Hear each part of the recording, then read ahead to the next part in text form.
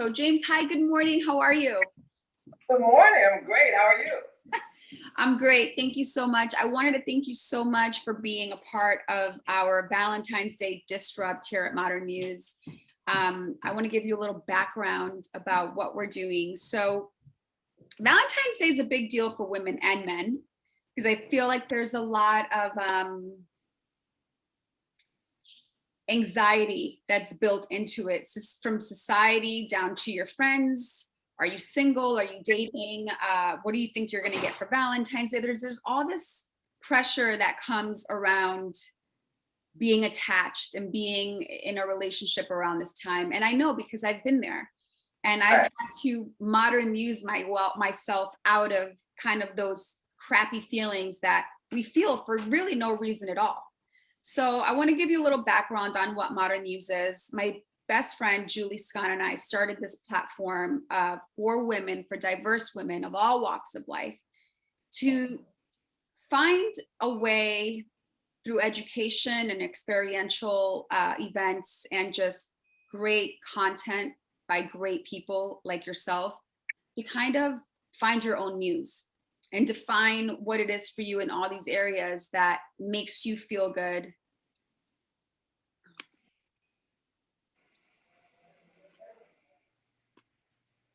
I lost you.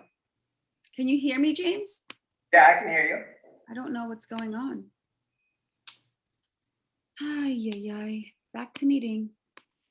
Okay, well, we're just gonna let that glitch happen. So it's really a platform for us to empower ourselves through education, through all these great resources that we're pulling together. And I thought this was a great time to bring someone like you in, because there's a lot of pain and trauma that females and women specifically put themselves through around this time. So why do you think that is? Why is it that we kind of carry the brunt of that weight when it comes to these holidays? So we as women were speaking, correct? Yeah, we as women, I'm speaking. Yeah, because women, their goal is part of their whole makeup is connection. And for women, it's important for men as well, but for women, they have a strong feeling for it. And women really do carry that spiritual energy that really brings out the best in men. So it's kind of underlying thing that we really want to have a relationship, and it's normal, and we want that. So it's not a problem. It's just challenging when we come into all these circumstances, especially in the circumstances we are now, of how do we find connection again? Well, I think it's just putting it in perspective. I want to talk a little bit about what you've done in this space. So you have two books that you authored. One is A Life of Love, and the other is Dating Advice for Alpha Women, which really piques my interest.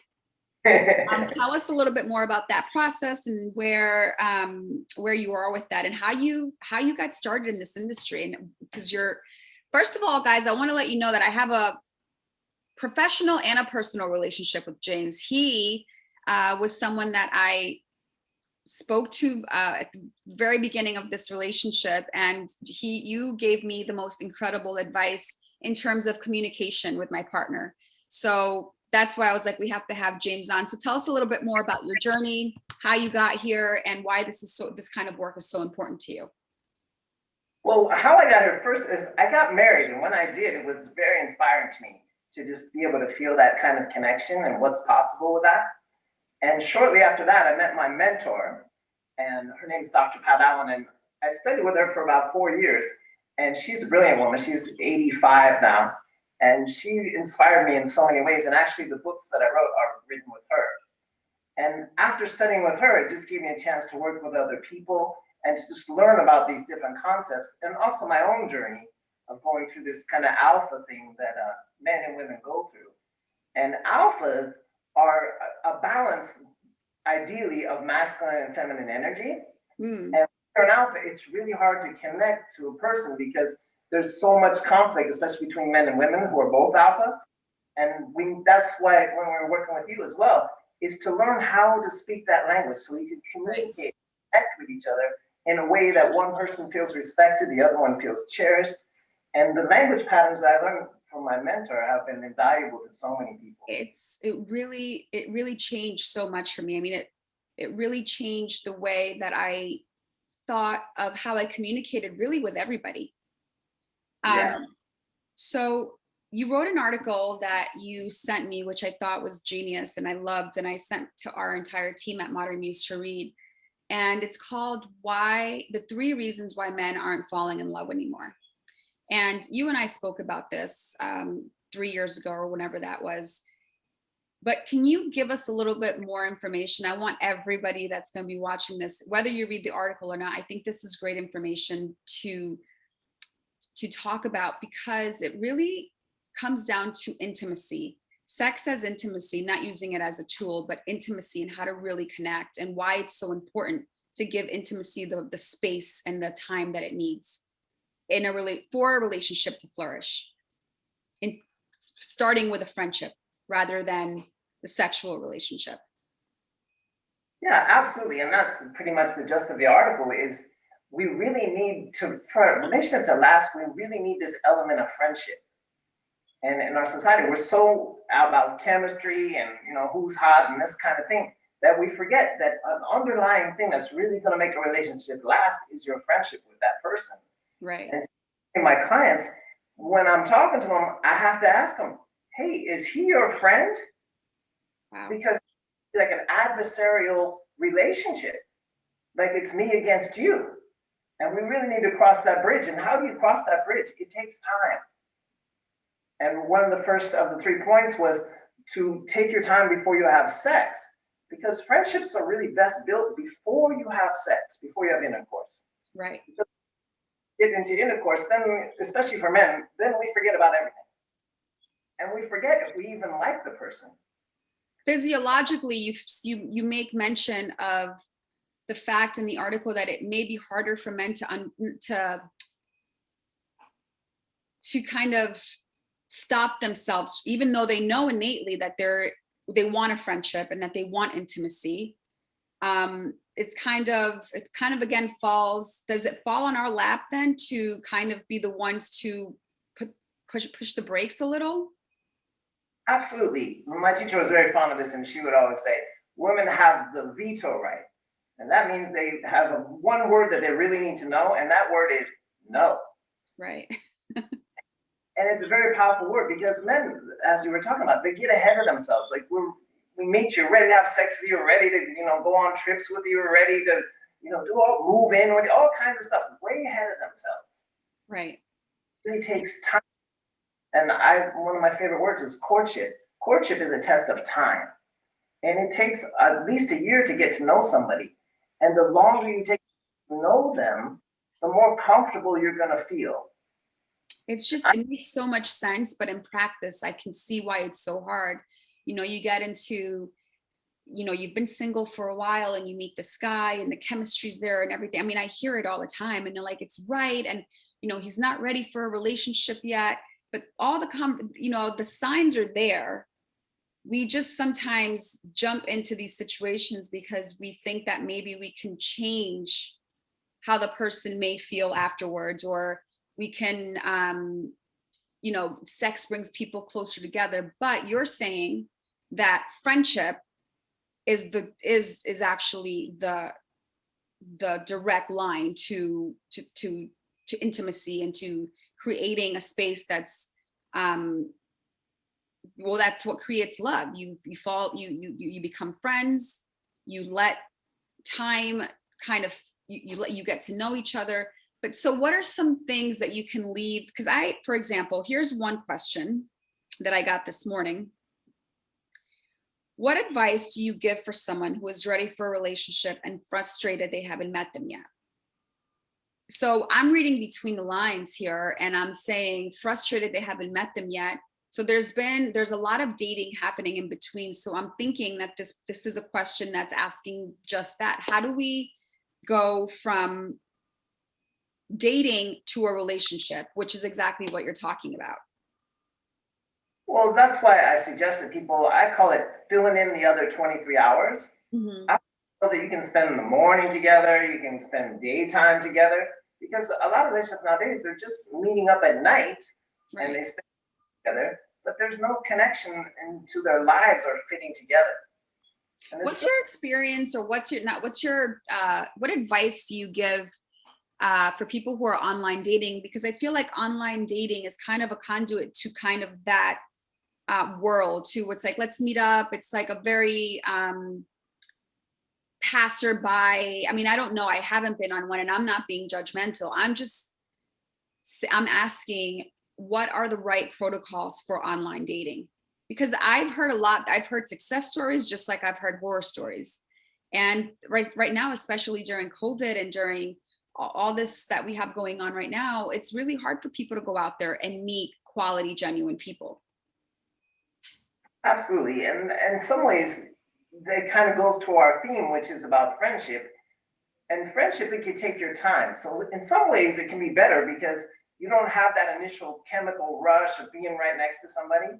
And you can take the time to really talk to them and get to know them as a human being. Right. But that is the strategy. It's like, use online dating for what it is, to get to know somebody and not meet up with them right away and, have all this, because there's a lot of, frustration, I think, collectively, that we're feeling through this pandemic around dating. And, I have friends who talk to me all the time. They're like, this is becoming so hard. I'm so, it's people are depressed. They're sitting at home. There's, not much people can do to get out and meet other people. So you're saying the strategy is use it, but use it in a way where you're using it to kind of create a friendship over a period of time, and maybe not necessarily jump out and say, hey, let's go meet tonight and do it. Because that's what I've always found it very interesting, although I've never done it. I actually would love to see how it works and what the verbiage is on online dating, but I get that. I get what you're saying. So that was one question. What is the second? Can you walk us through the three things that you mentioned in that article? Because they're so important. Yes. So the first one is having sex too soon. Right. You want to just take your time to do that and get to know the person. You want to build enough of a relationship so it's not going to come as a sudden jolt to you. And this is what happens when people don't take the time. There's a disconnect. And it's a very powerful force to have intercourse with someone. And if you don't have the time and don't take the time to build on that, it can be very disruptive to you. You said something in the article, and I don't want to misquote you, but you said it reveals rather your lack of intimacy. And I think when you have sex too soon with someone, it reveals your lack of intimacy. Can you kind of elaborate on that a little bit? Because that really struck me. Because we think that when we're when we are in something new, and the sex conversations coming around, those conversations are usually packaged about very intimate, beautiful, loving conversations. But you're saying it's rather revealing your lack of intimacy, that you're okay with kind of giving away that part of you so soon without getting to know someone. Am I getting that right? Yeah, what happens is we mistake sex for intimacy. Right. And it doesn't necessarily give you intimacy. It reveals whether you have it or not. Have you ever had that feeling where you met someone in the night in the club and whoa, and you have all this sexual intimacy, but then in the morning you're like, whoa, I don't even know who this person is. Oh my God. But we think, but we'll go on with the relationship because we think we have intimacy. Right. Just because someone is not a precursor to you, like, oh, we're having intimacy. Right. And the second one was, what was the second one? It's about taking the time. It's about, especially for men, like slowing men down, basically.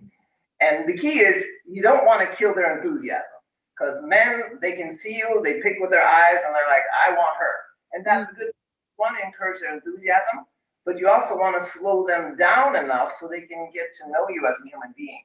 Because that's really the difference. Because otherwise we're just a bunch of bodies. But it's not until we connect to a human being that we can feel a love for them.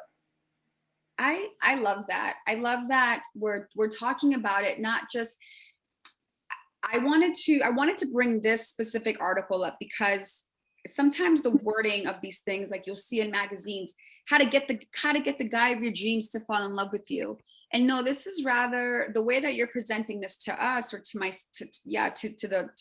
us right now, is that it's really rather about self-love and giving yourself the time to get to know people, giving yourself the time to slow down, giving yourself the time to see someone for who they really are.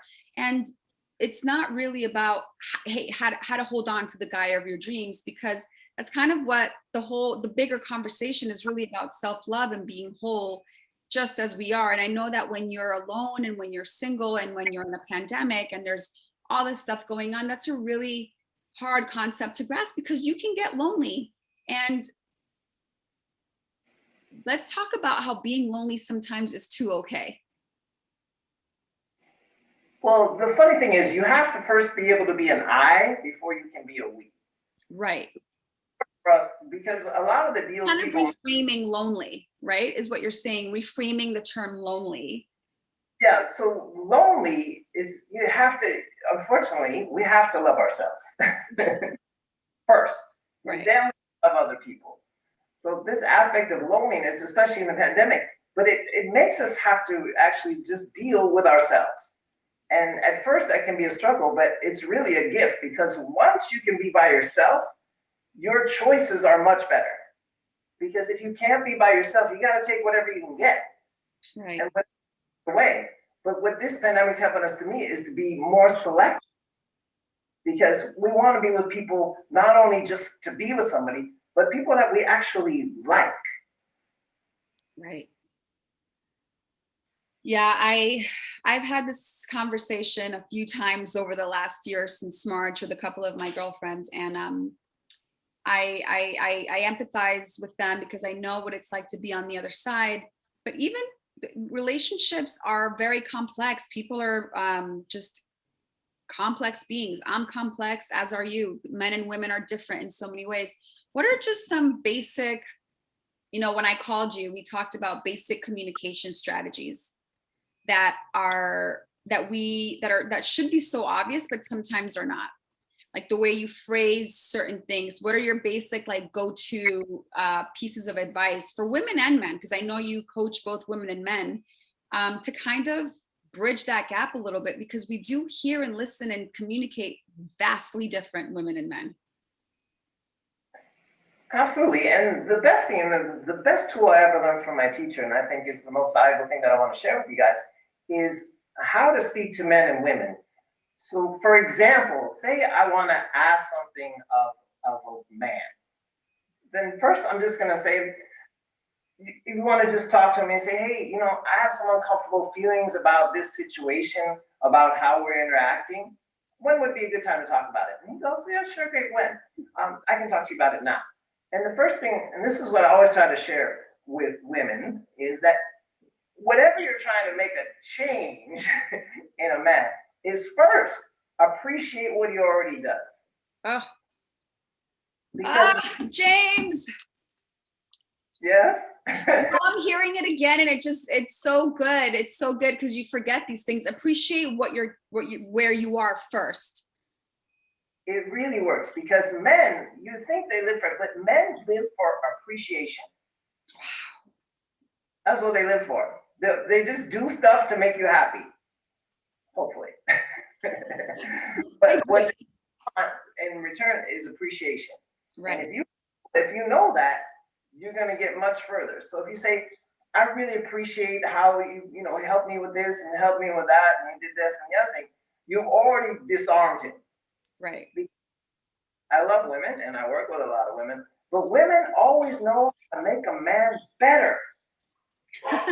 I've been guilty of that. No, I just know he can be better. How do I make him better? How do I make him do this and buy me flowers and do all these things? Well, the answer is give what you want. Sorry, my dog is barking. Yeah, no problem. So you start with appreciation. You start with what he already does. And then, I really appreciate you, got me flowers, or you didn't get me flowers. I really appreciate how you've been treating me, and you took me out to dinner, whatever he did, because hopefully they did something. And then, so that's what we call a stroke. It's an appreciation stroke. And then now we give them the good news first. The good news is I really like you, you're handsome, you're charming, you're funny, you're the best guy I ever met. Wow, you're great. They feel really good. But now we got to give them the bad news, which is what we call the stand. So, however, I don't feel comfortable, for example, not giving flowers. Okay? So first you tell me, I appreciate all the other things you do, but I don't feel comfortable. It would feel really good to me. Feel is a major word for the woman. Feel really good to me. Flowers. And then you use these magic words. What do you think?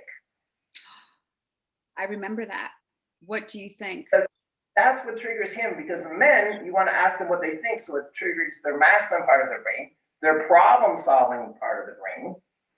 And what they want to do is just come up with a solution when you give them the problem. So you're telling them they want to be appreciated or want to solve problems. Exactly. So the thing is, I don't have any flowers. He goes, okay, I can get you some flowers. It's actually really simple, but it does work. What do you think?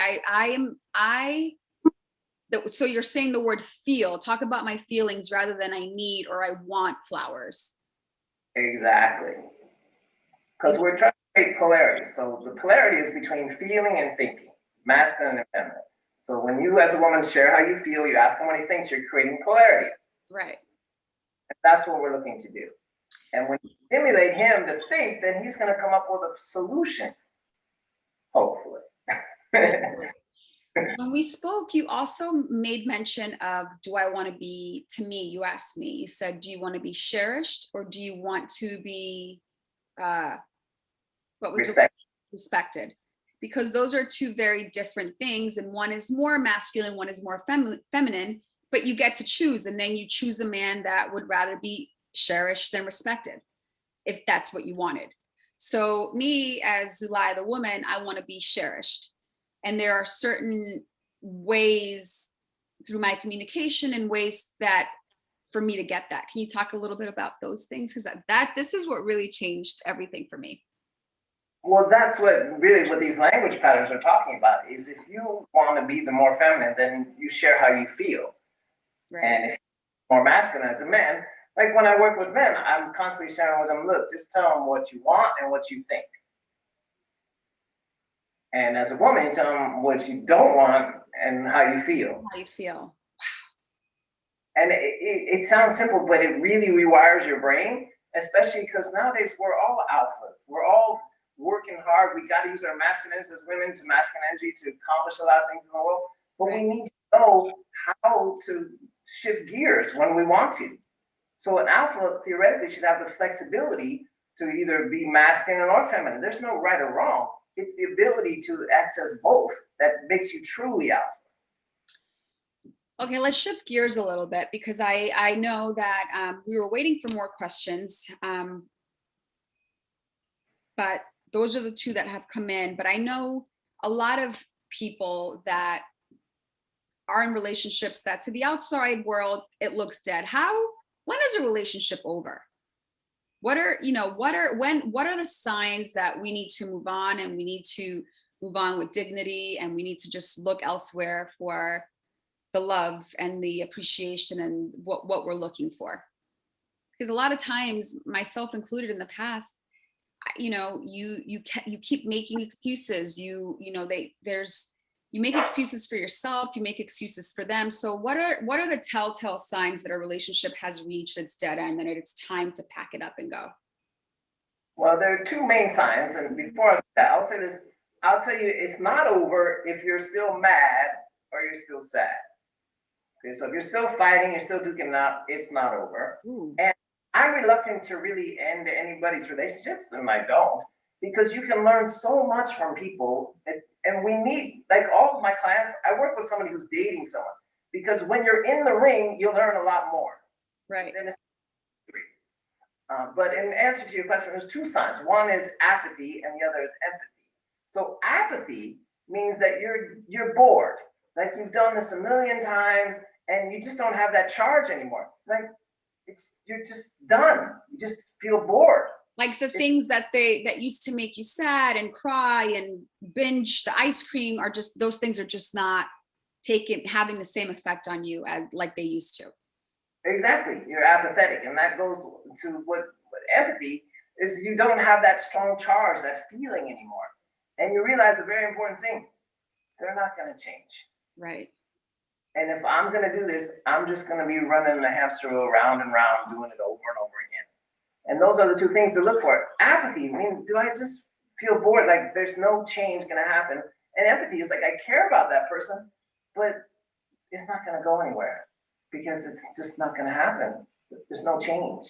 So you're saying so, but help me figure this out, because I know a lot of women that are still hurting, that are still, the apathy is not a part of what they're feeling at all. But still, to the outside world, the relationship looks pretty dead. The guy's really not checking in. But you're saying if both people are still fighting, if both people are still emotionally entangled in some capacity with each other, whether they're fighting or you're saying that is still okay? And for how long is it okay to go through that kind of like uncertainty in a relationship? Well, you bring up a really good point. The thing is, when you're at some kind of impasse, is you have to, what I call, raise the bar, which means you have to negotiate and you have to make some agreements. And my teacher was very fond of this. She would always say, people who know how to love themselves can make and keep agreements. So mostly when I'm working with a client and they're telling me this is not working out, I say, okay, well, we need to make some new agreements to see, because relationships have to progress. There has to be a momentum. And we have to have two things. We have to have a plan and a purpose. Why are we together? And then what's the plan? And that's where people come up, because you have to be building something. Otherwise, you'll get bored. Wow. So these agreements. So you make agreements, but be more specific. What would be some of the agreements that you would make in a relationship? For example, you've been together for 6 months, and because I know this is the case for a lot of people, you've been dating for 6 months. There's been a sexual encounter, but there's no promise of monogamy. There's no promise of an actual relationship. How do you verbalize? How do you create those boundaries after you've already been there? You're hurting, and then most people don't want to put the pressure. Like, let's talk about that. Pressuring people. And that's the thing. You want to establish basically 3 agreements. Those are, do you want to be monogamous sexually and socially? And I would do that before you had sex, because afterwards it's harder to make the deal. The second one is, how often are you going to see each other? So that's continuity. How often will we see each other? And the last one is longevity. Are we going to aim for some kind of long-term plan? But let's say, for your example, you've been together 6 months and you don't have any agreements. First sign of trouble. But we say you want to make agreements. Well, you can still make them. You say the same thing I told you. You say, look, Bob, I've really enjoyed the 6 months together. You're handsome, you're charming, you're funny, and I really love spending time with you. However, I don't feel comfortable just spending time together without some kind of plan for a future. What do you think? What do you think? There come those magic words. What do you think? What the guy says. And I really want the guy talking, because I want to hear what his plan is or no plan is. Because you're showing a level of respect. It's not like, hey, I'm demanding this of you. I'm actually asking you what your thoughts about this are. And that disarms them, right? That disarms them into like, okay, this isn't a fight. That you're not making a demand or an ultimatum. It has to sound like you, and what did I start with? You have to be friends. Right. So you can tell your friend, hey, I really enjoy being, and notice the tone out of my voice. I really enjoy being with you, and it's fun. But I don't feel comfortable if we don't have some kind of plan aiming towards the possibility of marriage or children. But I really want to know, and listen, how I'm saying this. I really want to know, what do you think? Because I want to hear, what is his plans for the future? What does he want to do? Because theoretically, we're friends. Theoretically, we're on the same team. And theoretically, we can make new agreements to get somewhere. In theory, we've made those agreements before. We're friends. We can talk. I trust you, you trust me. These are my feelings. I respect you enough to give you the space to tell me what you think. My God, it really is. I mean, it's disarming. It's a lot easier said than in practice. I know. When two people are angry and not getting what they want, it's like, okay, take a breather. What I have found that helps me is when my partner and I get into a heated conversation, the best thing to do is to just leave it. Don't add fuel to the fire. Come back later and say, hey, can we talk? Are you ready to talk about this? Not continue the argument by adding more fuel. And we talked about this too. What do you have to, how do you bring a fight down to a place where you guys can actually simmer down and have an adult conversation? Because that's tough to do when you're angry and you feel, you have all these feelings about whatever the circumstance may be. That's really well said. So the first thing is you got to take some space. And what I always tell my clients is stop digging the hole. Stop digging the hole, ladies. We do that, and they do it too. But I know for myself, I've dug the hole deeper in a lot of ways in the past. Go ahead, continue. I'm sorry. Yeah. So stop digging the hole. So once we get on a roll, then up comes a shovel, and we start digging deeper and deeper, and we can't get out.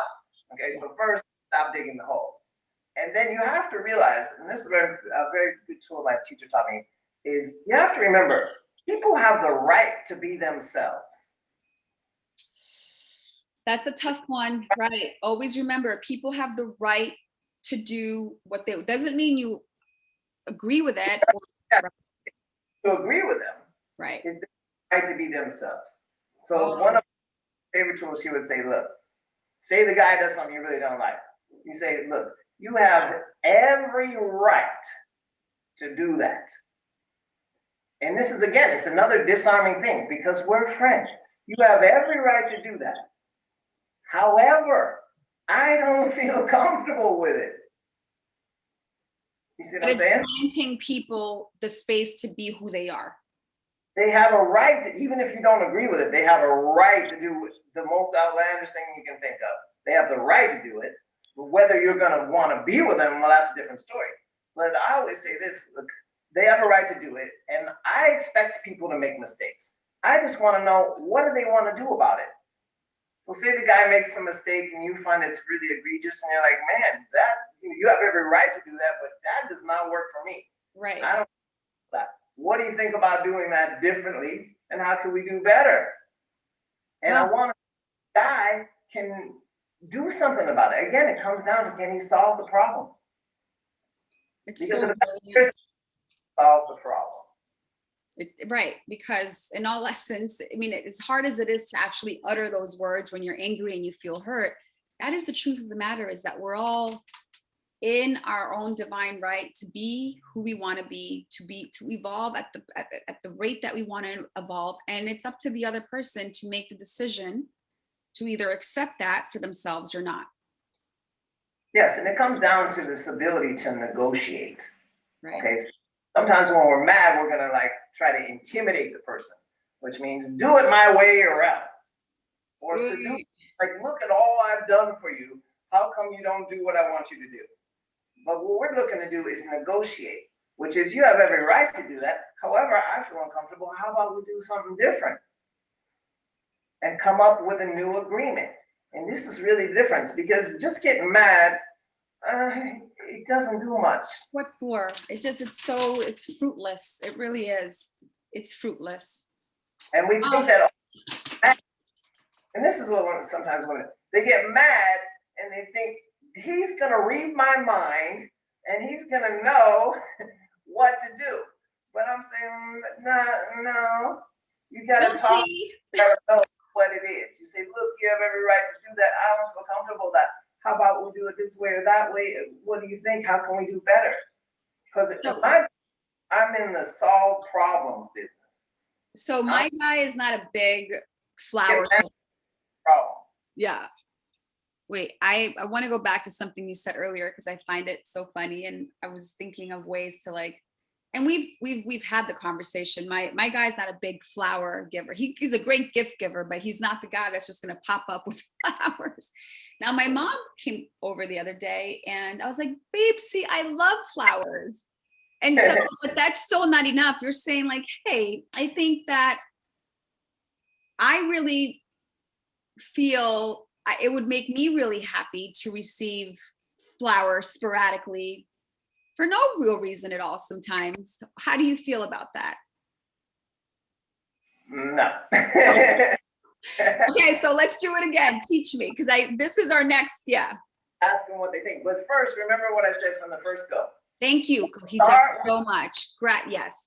I love and you know what he does? He's great. He rubs my feet. I'm 6 months pregnant, by the way, James. I think I told you this on the phone the other day. Awesome. He's exactly. You love how he rubs your feet. You love how, that he does. Yeah. He does all the things that I could. I mean, he cooks, he cleans up, he's, wakes up in the middle of the night and makes me a grilled cheese sandwich if need be. All these things that I said, babe, I'm so grateful for all the things that you do. So you're saying first start with that. I'm so grateful. The guy, because like I told you in the beginning, women always know how to make a guy better. He does all that stuff. If he brought flowers, he would be better. Oh my God. Are the opposite. If I do these things and she appreciates them, I will do more. Right. Okay. Okay, I got it. And they're like, why do I bother? Yeah, why do I bother? Because there's always something else that I'm not doing. Something I'm missing. Damn it. Well, he'll bring flowers. I'll get flowers for that. But sometimes, it's nice to just get flowers for no reason. Wait, you still can get flowers. But like I said, I appreciate you rub my feet. You make me sandwiches in the middle of the night. You're the best guy ever. Right. I would be really good if you got me some flowers. Just surprise me. I love flowers. What do you think? Can we do that? What do you think? Can we do that? Okay. It's a big shift. Yeah. Not condescending or not, accusatory or not, you're not enough. You're the worst guy. I don't know what's wrong with you. You never even know flowers, who raised you. Were you raised by wolves? Because sometimes women get on a roll. Explain it to the guy. Right. Like, you're supposed to bring flowers, and flowers have been around for 17 million years, and the flowers are a symbol of love. Right. He's like, what flowers? What? You have fresh flowers on the table all the time. I'm like, I know, but I want them from you. I want you to bring them. Yeah. Making me sandwiches, rubbing my feet. It would feel really good if you get me flowers. Just surprise me. What do you think? Can we do that? Yeah. Let's see. Okay, no problem. Let me get some flowers. But you got to keep it simple. But don't get all revved up, because women get revved up and they got to feel like, you know what? I got to make a case. Yes. So then we go into proving our points and exactly. Yeah. Why he do it. James, I would love to continue talking to you. There's a lot of girls, women that are going to be watching this on Valentine's Day on our platform, and they're going to be either attached at the hip, very happy with someone, attached at the hip, not very happy with someone, or completely alone and very happy, or completely alone and a little sad. Leave us with something inspirational and beautiful that we can all collectively take home, because I really truly do feel that being a woman is one of the most special things. I love being a woman, and I love our platform, and I love what we're building, and to have a male voice that's sensitive to who we are and our sensitivities is priceless. So thank you for coming on, but leave us with any last minute, magic that you can pour on us. Well, to your point, women really are a muse as for men, and they're so inspiring. And if you look around, everything a man has ever done is for a woman. And that's a very powerful thing to know. And as long as you keep that femininity, and as long as you keep that quality of just requiring a friendship, letting the guy get to know you and see all the beautiful qualities of you, that is just such a beautiful world. And I'm so inspired by you, and they're having a baby now, and it's all just making that connection and just being free to be yourself, which is awesome. So I want to inspire all women to live that same dream. Thank you, James. That was beautiful. Yes, we're everything from the beginning of time. Men have thrown themselves over ships and gone to the ends of the earth to please a woman. So let's all keep that in mind. We're special, we're beautiful. Whether you're alone, together, happy in a relationship, or not so happy, just know that we are we're blooming every day, and every day, if we just continue to stay completely in awe of our own femininity, which I'm finding very easy to do now in my pregnancy. I'm kind of in awe of what a woman is, what we can create, how our body creates, unbeknownst to us, so many beautiful processes that I have no awareness of, and just the beauty of life really unfolding before me. I'm in awe of us, and we love you guys. We love men. So this is a platform. We have some men that follow us too. So dudes, take note. James was here with his incredible advice. James, where can we find you? Where can we find you? Where can people contact you? I want to be able to leave our viewers with a way to contact you and reach you and get your personal expertise if they should want it. Sure, you can just text me, just like you reached out to me before. So it's 310-795-4264.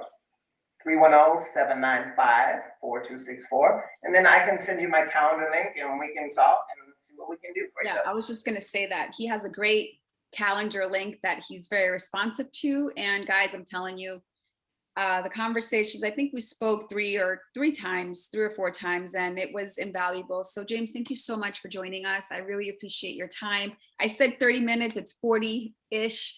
So I'm going to let you go, but thank you. I appreciate you. Have a beautiful Valentine's Day. I don't know if what you're planning, but you look happy, you look well, stay healthy, and we will talk next time.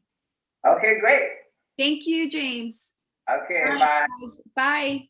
All right, guys. So that's it. I hope that you guys enjoyed this segment. Please know that you guys can continue to send in questions, and we'll try to garner some cool answer from what James just gave us. He also left his contact information, and that's it. I love you guys. Thank you. Bye.